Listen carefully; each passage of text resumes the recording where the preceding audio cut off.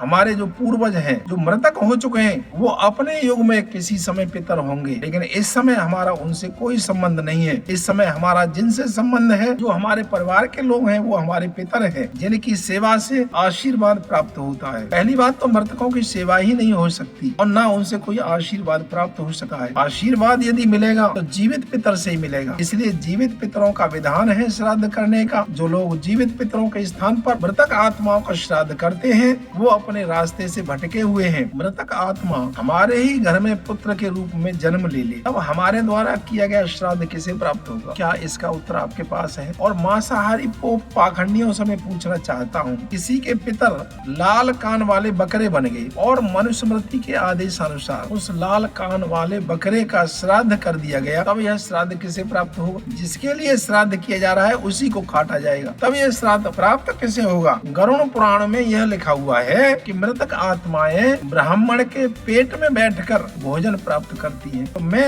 इन पोपों से, इन पाखंडियों से, इन प्रपंचियों से, इन ठगों से, इन लुटेरों से ये पूछना चाहता हूँ कि उस ब्राह्मण के पेट में अगर मृतक आत्मा भोजन प्राप्त करती है तो वह मृतक आत्मा झूठन खाती है क्या? और यदि झूठा भोजन नहीं करती है तो क्या ब्राह्मण के पेट में गरम गरम रसगुल्ले रखे हैं जिन्हें खाकर मृतक आत्मा तृप्त हो जाती है? शोक है इन पाखंडी लोगों के पास इन प्रश्नों का कोई उत्तर नहीं है, लेकिन फिर भी समाज के लोग इनकी बात मानकर पितृ पक्ष में मृतक पितरों का, मृतक आत्माओं का श्राद्ध करते हैं, जो वेद के अनुकूल नहीं है। अरे वेदानुसार यदि श्राद्ध करना है तब जीवित पितरों की सेवा करनी होगी।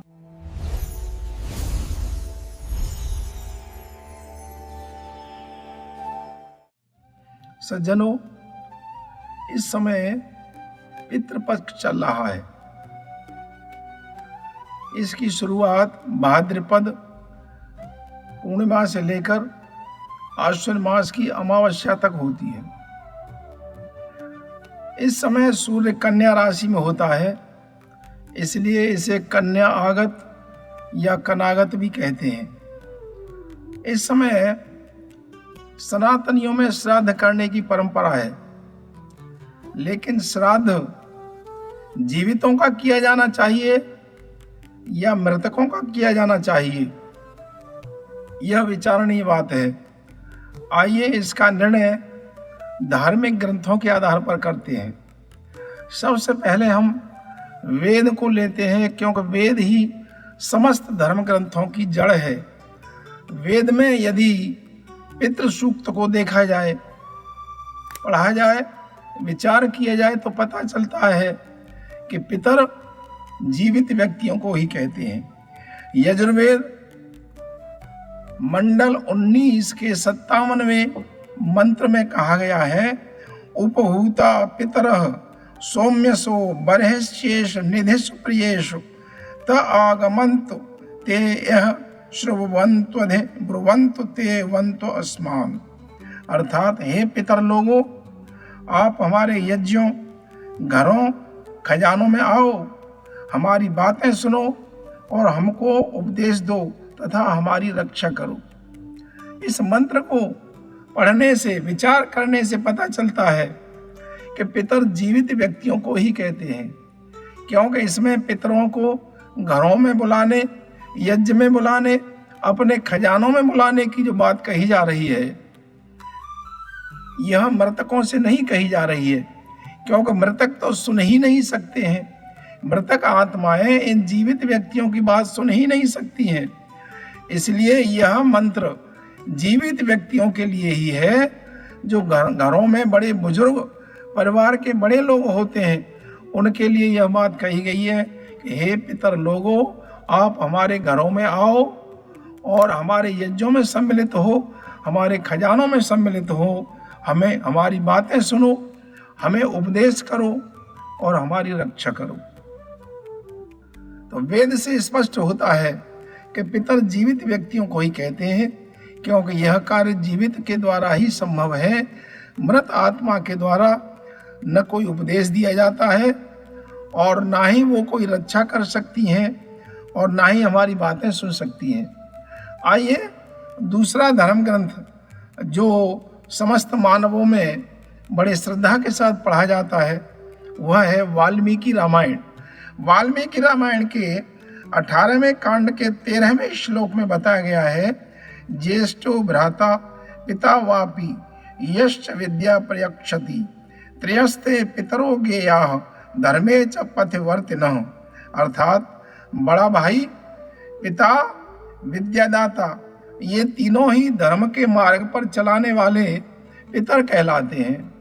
बड़ा भाई, ज्येष्ठ भाई और पिता, इसके अलावा विद्यादाता जो विद्या का दान देते हैं, अर्थात जो गुरु हैं, आचार्य हैं, शिक्षक हैं, ये सभी क्या कहलाते हैं? पितर कहलाते हैं। यहाँ भी स्पष्ट हो रहा है कि पितर जीवित व्यक्तियों के लिए ही कहा गया है, क्योंकि ज्येष्ठ भ्राता जीवित ही होगा, पिता भी जीवित ही होंगे और आचार्य भी जीवित होंगे।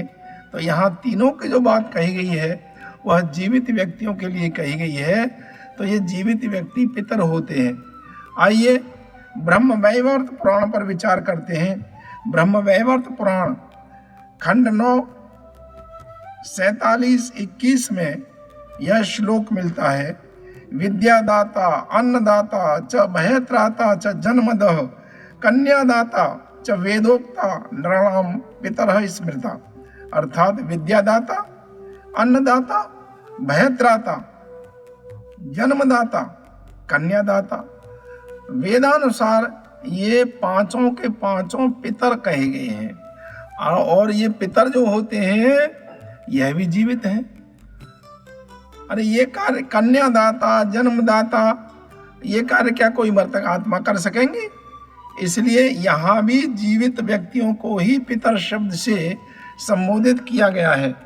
लेकिन इन पोपों ने, इन पाखंडियों ने जीवित व्यक्तियों के स्थान पर मृत आत्माओं को, मृत व्यक्तियों को पितर बताना शुरू कर दिया। जीवित व्यक्तियों का श्राद्ध तो होना चाहिए और हमेशा से होता भी है। प्राचीन काल से लेकर वर्तमान तक पितरों की पूजा सदैव से होती रही है। पितरों का श्राद्ध होता रहा है, तर्पण होता रहा है।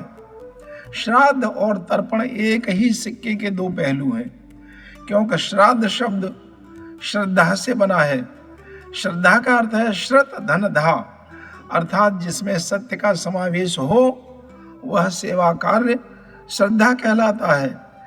तो माता पिता, गुरु, आचार्य, दादा दादी, नाना नानी, परिवार के सभी बड़े लोग, बड़े भाई इत्यादि, ये सभी पितर होते हैं। इनकी सेवा करने का नाम, बड़ी श्रद्धा पूर्वक जब सेवा करते हैं तब इसे श्राद्ध कहते हैं। श्राद्ध में सत्यता का होना बहुत आवश्यक है। यदि इसके साथ में असत्यता को शामिल कर लिया तब यह श्राद्ध नहीं होगा, तब तो यह पाखंड कहलाएगा। तो श्राद्ध में सेवा के साथ साथ पितरों की शुश्रूषा भी होती है।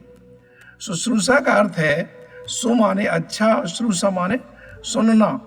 अच्छी प्रकार से पितरों की बातें बैठकर सुननी चाहिए, उनसे विचार विमर्श करना चाहिए, उनके जीवन के अनुभवों को प्राप्त करना चाहिए, क्योंकि उन्होंने इतना लंबा जीवन जिया है तो उनके पास अपने जीवन का एक तजुर्बा होता है, एक अनुभव होता है, एक एक्सपीरियंस होता है। और जब हम उनसे बातें करेंगे तो वो अपने समस्त अनुभवों को हमें शेयर कर देंगे, अर्थात हमें उनकी जानकारी देंगे ताकि हम संकटों से बच सकें। इसलिए माता पिता, दादा दादी, नाना नानी इत्यादि व्यक्तियों की सेवा करने का नाम श्राद्ध है। और इस श्राद्ध में सेवा उनकी आवश्यकता के अनुसार की जाती है। पितरों की जो आवश्यकताएं हैं, सबसे पहली आवश्यकता भोजन की होती है, उसके बाद वस्त्र की होती है, आवास की होती है, औषधि की होती है, अन्य वस्तुओं की हो सकती है, वाहन इत्यादि की होती है। इन समस्त वस्तुओं को अपने पितरों को प्रदान करके उनका श्राद्ध किया जाता है। और श्राद्ध ये एक दिन नहीं बल्कि पूरे वर्ष किया जाता है, पूरे 12 महीने तक किया जाता है।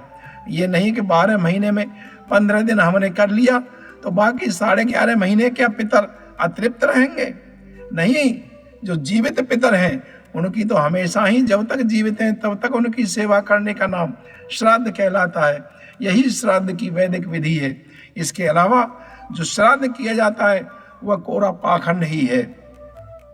प्राचीन काल में पावस ऋतु में, वर्षा ऋतु में जो जंगलों में ऋषि मुनि, तपस्वी, सन्यासी, वानप्रस्थी इत्यादि रहते थे, तब वे ग्रामीण अंचलों की तरफ आ जाते थे, क्योंकि जंगलों में उस समय जीवन व्यतीत करना कठिन होता है। वर्षा के कारण उन्हें खाने पीने की वस्तुएं भी उपलब्ध नहीं हो पाती हैं। इसलिए ग्रामीण अंचलों में आकर वो कथाओं का आयोजन किया करते थे, सत्संग किया करते थे। वेद कथाएं, उपनिषद की कथाएं, रामायण की कथाएं इत्यादि सत्संगों का आयोजन हुआ करता था और यह आयोजन पूरे 3 माह तक चलता था।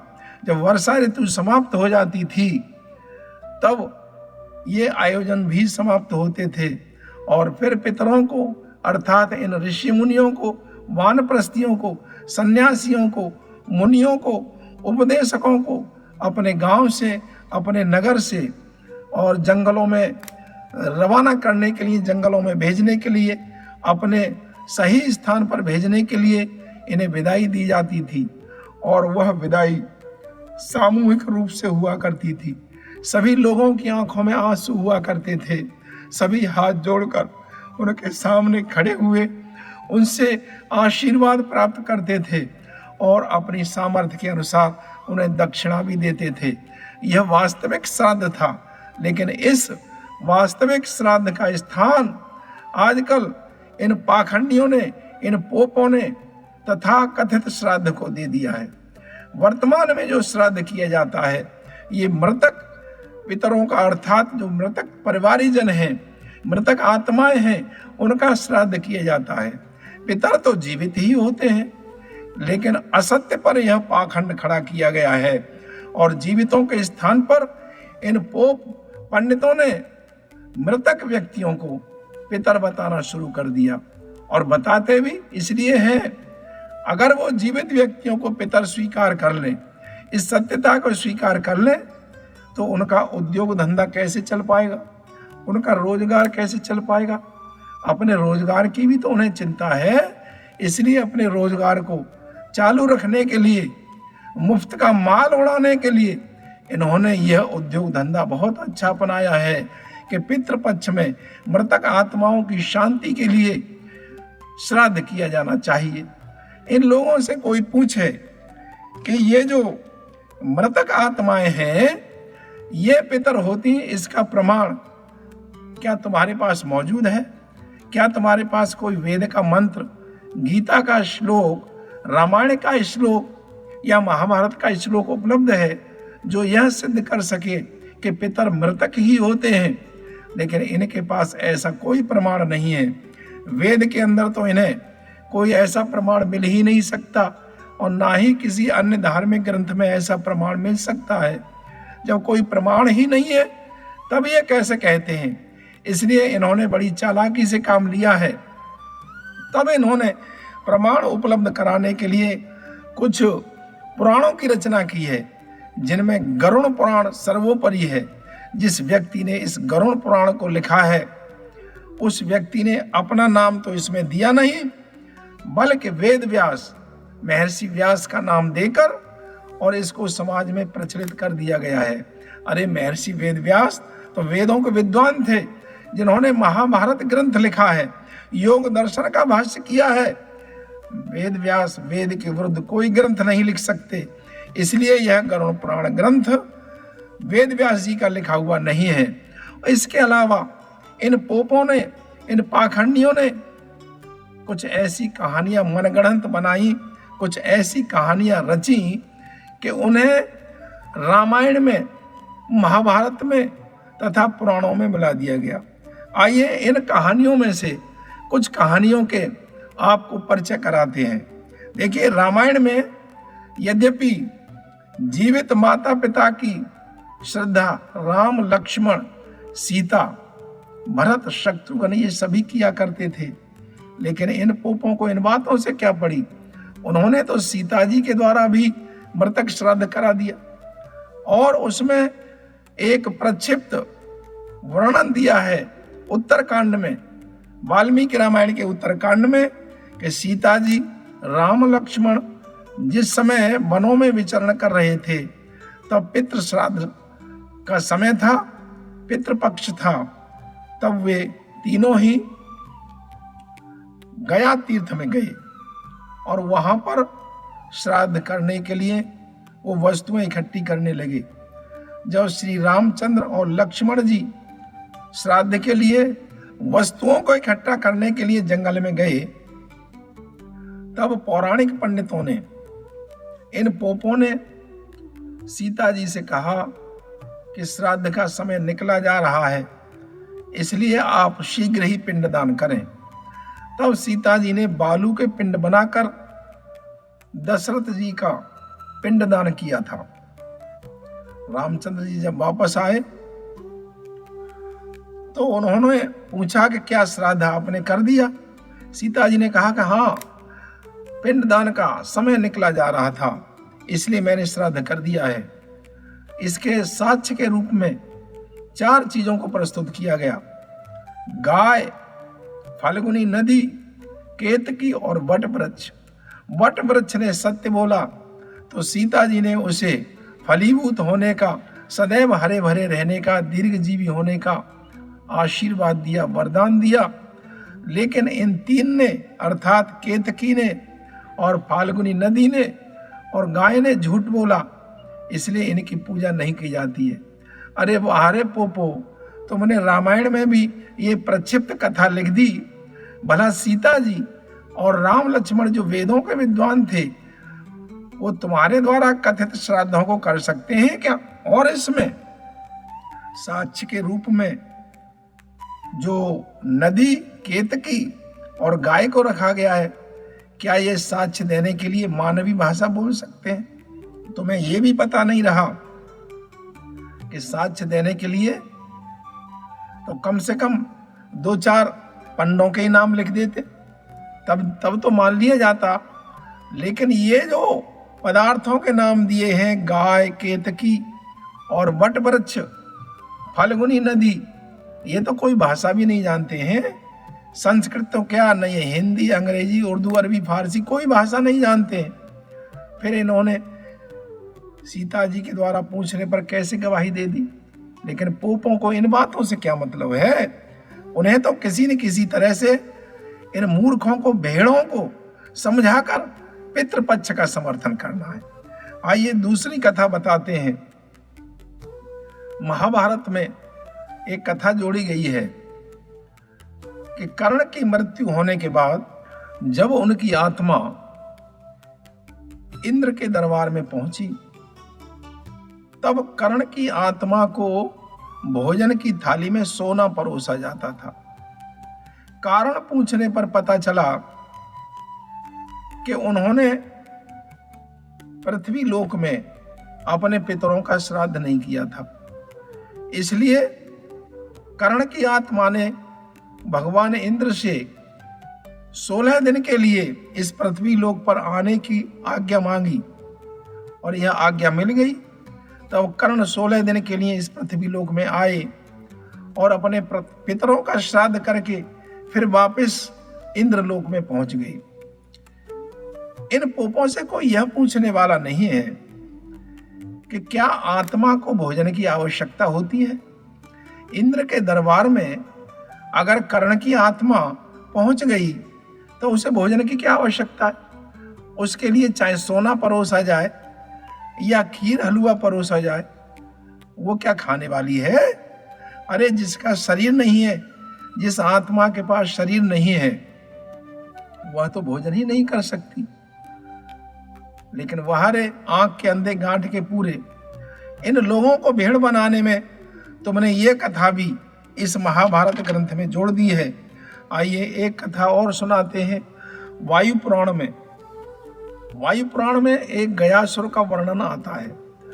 गया असुर अर्थात एक राक्षस था, बड़ा बलवान था और उसने विष्णु भगवान की स्तुति की, विष्णु भगवान की उपासना की।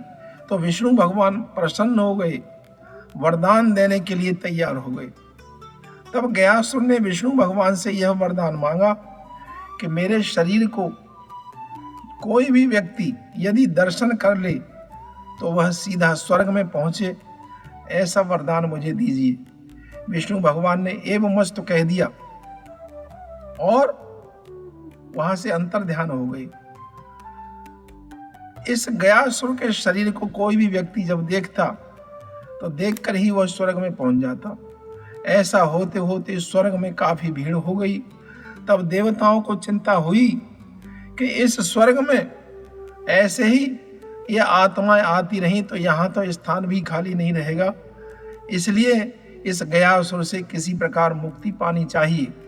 गयासुर से मुक्ति पाने के लिए सब देवता लोग विष्णु भगवान के पास पहुंचे और उनसे प्रार्थना की कि आप इस गयासुर के शरीर को यज्ञ स्थल के रूप में प्रयोग करने के लिए मांग लें, तब इसका अंत संभव है और सभी देवता इसे सुरक्षित रहेंगे। विष्णु भगवान ने गयासुर को अपने पास बुलाकर उससे निवेदन किया कि तुम्हारा शरीर बड़ा पवित्र है, तुम्हारे शरीर के दर्शन मात्र से ही मुक्ति हो जाती है, इसलिए इस शरीर को बड़े पवित्र कार्य अर्थात यज्ञ के लिए समर्पित कर दो, आपके शरीर पर ही यज्ञ किया जाएगा। तब गयासुर बड़ा प्रसन्न हुआ और अपने इस शरीर को उसने समर्पित कर दिया विष्णु भगवान के लिए कि आप मेरे शरीर पर यज्ञ कीजिए, मैं तो बड़ा भाग्यशाली हूँ, बड़ा सौभाग्यशाली हूँ, ऐसा कार्य होने से मेरी भी मुक्ति हो जाएगी। तब विष्णु भगवान ने उसके पेट पर पत्थर की शिला रखकर अपना दायां पैर रख दिया और दाएं पैर के दबाव इसलिए दिया गया कि उसका पेट ऊंचा नीचा था, उसे समतल बनाने के लिए यज्ञ स्थल बनाना था, इसलिए दबाव देने से उस गयासुर की मृत्यु हो गई।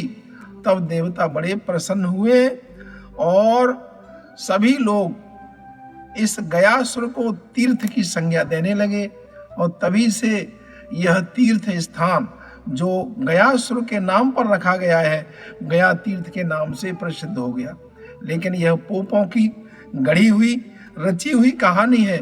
वास्तव में ये जो गया तीर्थ है इसका पूर्व नाम बोध गया था, जो गौतम बुद्ध के नाम पर रखा गया है। गौतम बुद्ध को वहां पर ज्ञान प्राप्त हुआ था और उनके नाम पर ही इस स्थान का नाम बोध गया रखा गया है। इसका प्रमाण चीनी यात्री वेनसांग और फाहियान की पुस्तकों में मिलता है। यदि उनके ग्रंथों को अध्ययन किया जाए तो पता चलता है कि फाहियान और वेनसांग ने बोध गया में बौद्ध मंदिरों को देखा था, बौद्ध विहारों को देखा था, संघाराम को देखा था। इससे सिद्ध होता है कि इन पोपों की बात झूठ है, बल्कि फाहियान और वेनसांग ने जो लिखा है वही सत्यता है। मार्कंडेय पुराण में भी एक कथा आती है। इस पुराण के अनुसार ब्रह्मचारी रुचि ऋषि ने स्वप्न में मृतक पितरों परामर्श से मृतक परिवारीजनों का मृतक श्राद्ध किया था और तब से इन पुराणों को पढ़कर लोग अपने पितर जो मृतक हैं उनका श्राद्ध करने लगे और इन पोपों ने प्रचार करना शुरू कर दिया कि यदि पितरों का श्राद्ध न किया जाए तो पितृदोष लगता है। ये पितृदोष क्या होता है? उनसे पूछा जाए कि ये पितृदोष क्या है, तो ये पोप पंडित क्या कहते हैं, पितृदोष जब लग जाता है तो पितर आत्माएं परिवार के सदस्यों को परेशान करती हैं, उन्हें संकट में डाल देती हैं, उन्हें बड़ी हानि होती है, वो बीमार हो सकते हैं, उनके साथ दुर्घटना हो सकती है, उनका व्यापार ठप हो सकता है, उनकी नौकरी में कोई बाधा आ सकती है और भी अन्य अनेक प्रकार की बाधाएं उनके जीवन में आने वाली हैं। इसलिए इन बाधाओं से बचने के लिए, पितृदोष को समाप्त करने के लिए मृतक पितरों की श्राद्ध और तर्पण किया जाना बहुत आवश्यक है। तब इनसे कहा जाए कि श्राद्ध तर्पण कैसे किया जाता है, तब श्राद्ध तर्पण की विधि बताई जाती है कि पिंड दान किया जाता है, जल दान किया जाता है, जल तर्पण किया जाता है। पिंड दान में क्या करते हैं? पिंडदान में जौ, चावल और तिल, और इसमें मिलाया जाता है दूध, घृत और शहद। इससे इस जौ, चावल और तिलों को सान कर पिंड बनाए जाते हैं और इन पिंडों को गंगा नदी के किनारे खड़े होकर किसी पोप की उपस्थिति में, और मंत्रोच्चारण भी पोप के द्वारा ही किया जाता है, और तब इन पिंडों को नदी में छोड़ दिया जाता है और तब समझा जाता है कि हमारा पितर श्राद्ध पूरा हो गया। सज्जनों, यदि ऐसे ही पितर श्राद्ध हो जाए तो फिर जीवित पितरों को कौन पूछेगा? हाँ, जब से ये मृतक पितरों के श्राद्ध की परंपरा चली है तब से जीवित पितरों का तिरस्कार होना शुरू हो गया है। आइए जल तर्पण की विधि बताते हैं। जल तर्पण में एक तांबे के पात्र में दूध, गंगा जल और सादा जल मिश्रित कर लिया जाता है।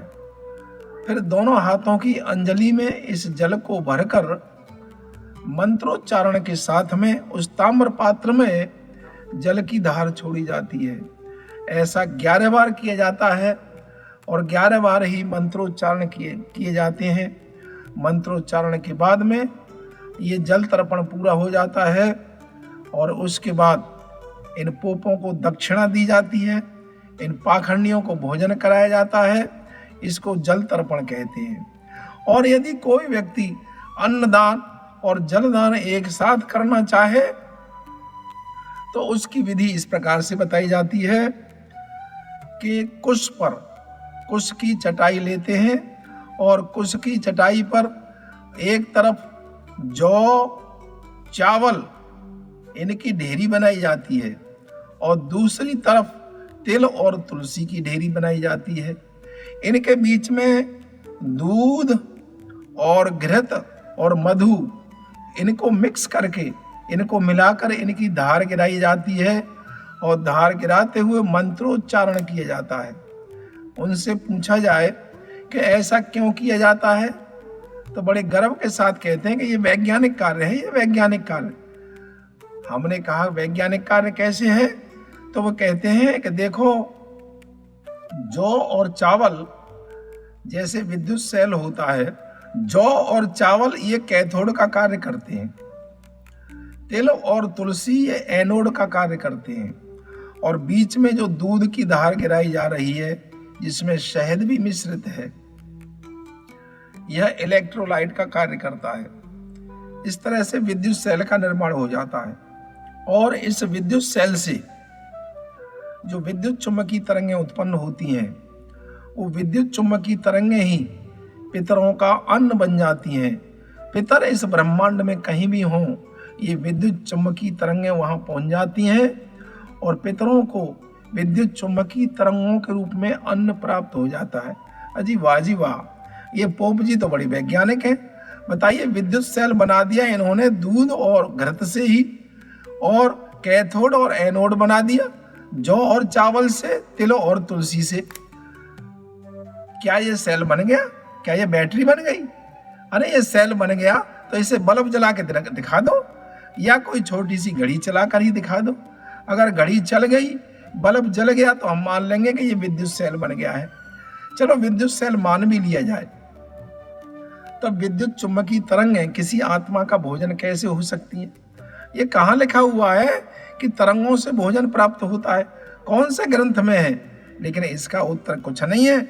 बस उन्हें तो अपनी ये भेड़ चाल फैलानी और लोगों को केवल लूटना है, ठगना है, प्रपंच फैलाना है, ये फ्रॉडगिरी करनी है उन्हें तो।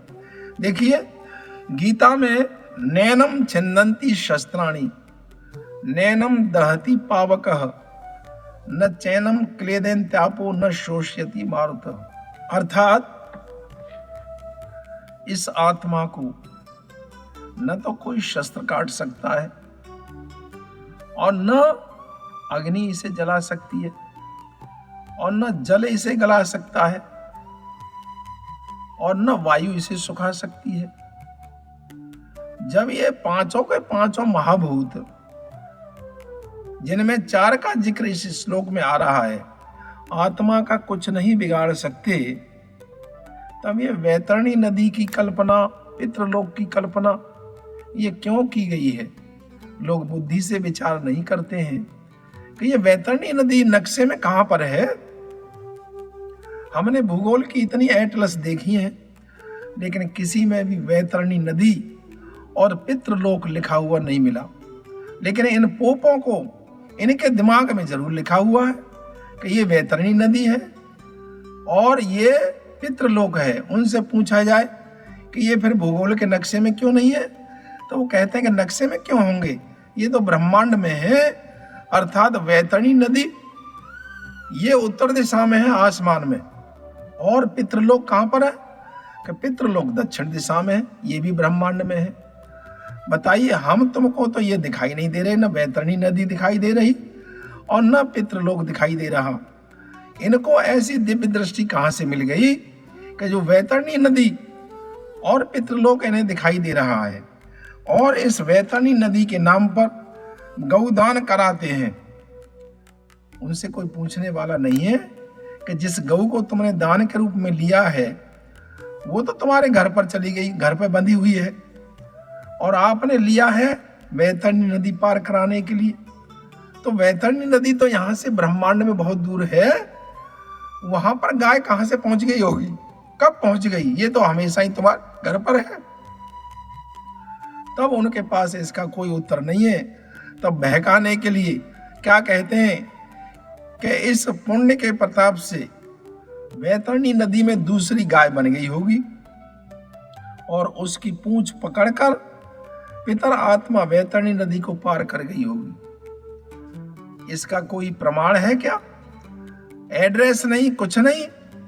अरे जिस पत्र पर, जिस लिफाफे पर कोई एड्रेस नहीं होता है वो पहुंचता ही नहीं है।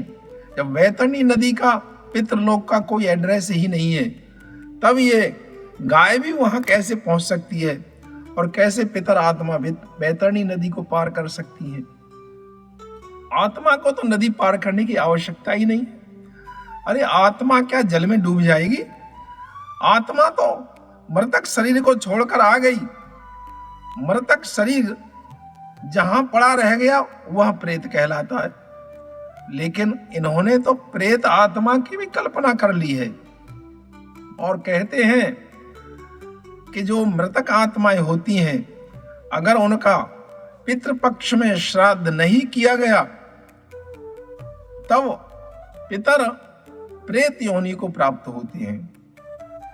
प्रेत योनि का जिक्र वेद के किसी मंत्र में नहीं है और ना ही किसी अन्य ग्रंथ में है। हाँ, इनके गरुड़ पुराण में जरूर मिल जाएगा, क्योंकि ये तो मिलावटी बात है, इनके द्वारा गढ़ी गई है। अपना उद्योग धंधा चलाने के लिए, अपना रोजगार चलाने के लिए इन्होंने ये पुस्तकें तैयार की हैं। और अब नहीं, बल्कि इनके पूर्वज ही तैयार कर गए। बहुत चालाक थे वो।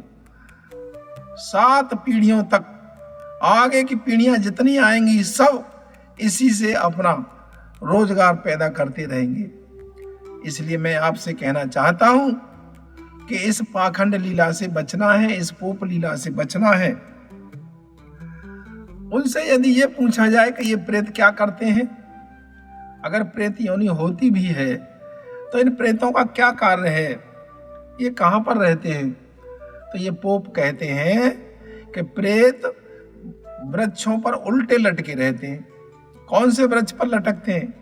पीपल के वृक्ष पर लटकते हैं, बरगद के वृक्ष पर लटकते हैं, शौचालयों में उल्टे लटके हुए होते हैं, गंदे गड्ढों में उल्टे लटके हुए होते हैं, खंडहरों में उल्टे लटके हुए होते हैं।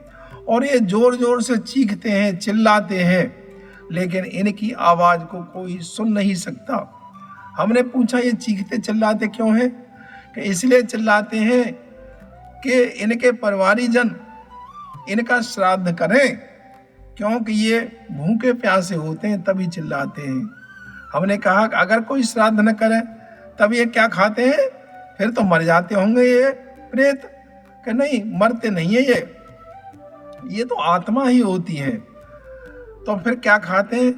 तो वो कहते हैं, पोप लोग कहते हैं, ये पाखंडी कहते हैं कि प्रेत मलमूत्र खाते हैं, लकड़ी के जले हुए कोयले खाते हैं, और सड़े हुए पदार्थों को खाते हैं और आदमियों का खून चूस लेते हैं।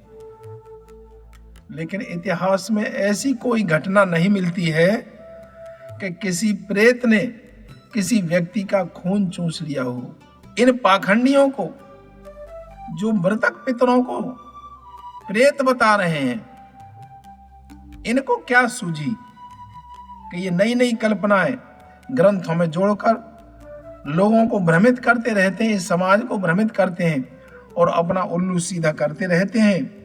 ये श्रोत, ये पोप मृतक पितर श्राद्ध के माध्यम से अपना रोजगार पक्का करते हैं। और आजकल तो इन पोपों ने ऑनलाइन ई पिंडदान, ऑनलाइन पूजा बुकिंग करके इस मृतक श्राद्ध को डिजिटल बना दिया है। हाँ, बनाना भी चाहिए, क्योंकि साइंस का युग है ना। जब अन्य लोग साइंस का उपयोग करते हैं तो इन्हें भी करनी चाहिए। कुछ पोपों ने तो जो मांस खाया करते थे, मनुस्मृति जैसे ग्रंथ में ऐसे श्लोक मिला दिए हैं कि श्राद्ध मांस से करना चाहिए। उन श्लोकों को पढ़कर बड़ा आश्चर्य होता है। उसमें लिखा हुआ है मनुस्मृति में कि सूअर का मांस यदि श्राद्ध में प्रयोग किया जाए तब मृतक आत्माएं 10 महीने तक तृप्त रहती हैं, और यदि सूअर के स्थान पर गाय के मांस को प्रयोग किया जाए तब पितर आत्माएं 11 माह तक तृप्त रहती हैं, और यदि लाल कान के बकरे का मांस श्राद्ध में प्रयोग किया जाए तब अनंत काल तक मृतक आत्माएं शांत रहती हैं, तृप्त रहती हैं। अगर ऐसी बात है, इस बात को लोगों ने मान लिया, तो लंबे कान वाले, लाल कान वाला एक भी बकरा नहीं बचेगा, सबको काट के खाए जाएंगे ये। क्योंकि मांस खाने वाले जो पोप हैं, जो पोप पंडित हैं, उनके बनाए हुए ये श्लोक मनुस्मृति में प्रक्षिप्त किए गए हैं। और इन श्लोकों पर यद्यपि आज के सनातनी विश्वास नहीं करते हैं, लेकिन उनकी ये भी हिम्मत नहीं है कि इन श्लोकों को मनुस्मृति से निकालकर मनुस्मृति को शुद्ध कर दें। अन्यथा दूसरे संप्रदाय के लोग आरोप लगाते हैं कि तुम कैसे सनातनी हो, तुम्हारे यहाँ तो ये श्राद्ध भी मांस से ही किया जाता है।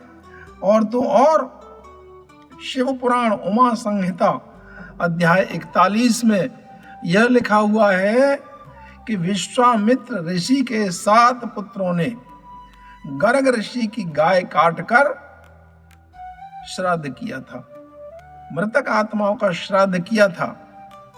अगर इन श्लोकों को पढ़कर इनको सच माना जाए तो क्या हिंदू गौरक्षक हो सकता है? अरे जब श्राद्ध में गाय काटने का विधान तुम लिख रहे हो ग्रंथों में, धार्मिक ग्रंथों में, तो तुम गौ रक्षा की बात कैसे कर सकते हो? कैसे गाय की जय बोल सकते हो, गौ माता की जय?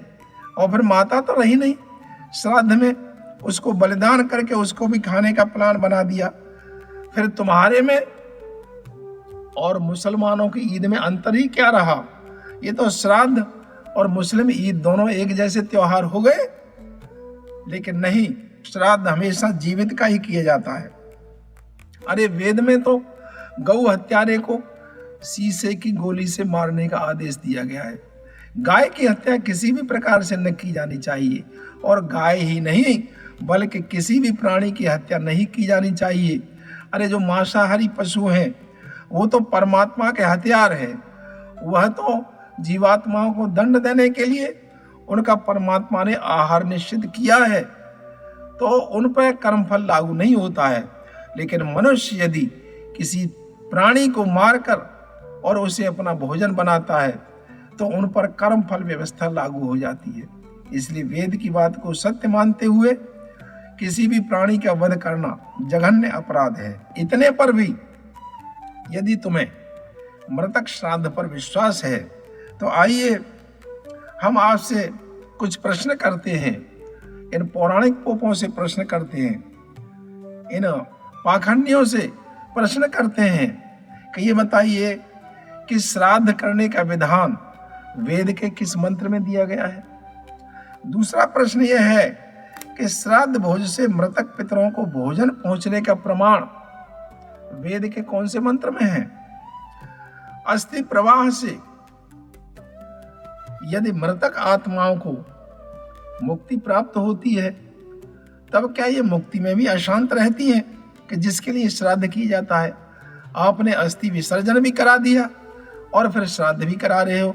इसका अर्थ यह हुआ कि अस्थि विसर्जन से मुक्ति प्राप्त नहीं हुई, अन्यथा मुक्ति प्राप्त होने पर तो मृतक आत्माओं को सुख शांति प्राप्त होना चाहिए। एक प्रश्न और उभरता है, यदि मृतक आत्मा हमारे ही घर में पुत्र के रूप में जन्म ले ले, तब हमारे द्वारा किया गया श्राद्ध किसे प्राप्त होगा? क्या इसका उत्तर आपके पास है? और मांसाहारी पोप पाखंडियों से मैं पूछना चाहता हूं कि यदि किसी के पितर लाल कान वाले बकरे बन गए और मनुस्मृति के आदेशानुसार उस लाल कान वाले बकरे का श्राद्ध कर दिया गया, तब यह श्राद्ध किसे प्राप्त होगा? जिसके लिए श्राद्ध किया जा रहा है उसी को काटा जाएगा, तब यह श्राद्ध प्राप्त किसे होगा? लेकिन इन्हें इन बातों से कोई मतलब नहीं है।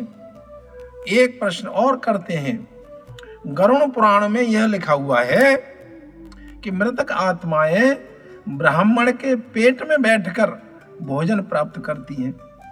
तो मैं इन पोपों से, इन पाखंडियों से, इन प्रपंचियों से, इन ठगों से, इन लुटेरों से ये पूछना चाहता हूं कि उस ब्राह्मण के पेट में अगर मृतक आत्मा भोजन प्राप्त करती है तो वह मृतक आत्मा झूठन खाती है क्या? झूठा भोजन करती है, क्योंकि गले से उतरा हुआ भोजन तो झूठा हो गया। तो ये मृतक आत्मा झूठा भोजन करती हैं। और यदि झूठा भोजन नहीं करती हैं तो क्या ब्राह्मण के पेट में गरम गरम रसगुल्ले रखे हैं कि जिन्हें खाकर मृतक आत्मा तृप्त हो जाती है?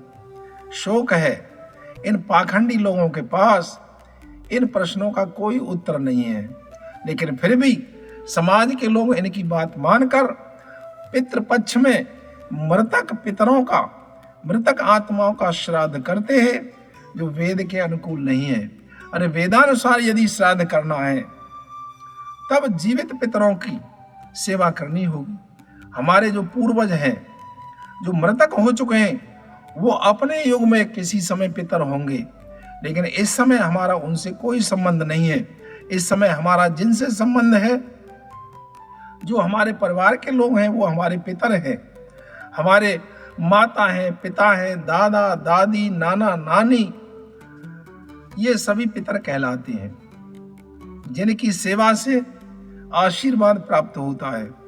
मृतकों की सेवा करने से पहली बात तो मृतकों की सेवा ही नहीं हो सकती और ना उनसे कोई आशीर्वाद प्राप्त हो सकता है। आशीर्वाद यदि मिलेगा तो जीवित पितर से ही मिलेगा। इसलिए जीवित पितरों का विधान है श्राद्ध करने का।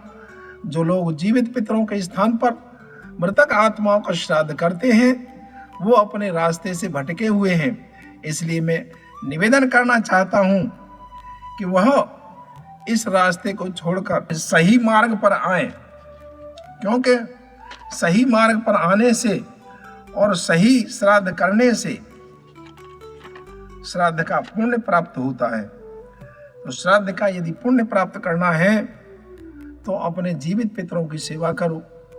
जीवित पितरों की छोड़कर मृतक पितरों की सेवा यदि करते हो तो वह न तो सेवा है न श्राद्ध है, वह तो कोरा पाखंड है, जालसाजी है, धोखाधड़ी है। आपके साथ में धोखाधड़ी की जा रही है, प्रपंच रचा जा रहा है, आपको लूटा जा रहा है, आपके धन का हरण किया जा रहा है। इन्हीं शब्दों के साथ मैं अपनी वाणी को विराम देता हूं। इति ओम शम।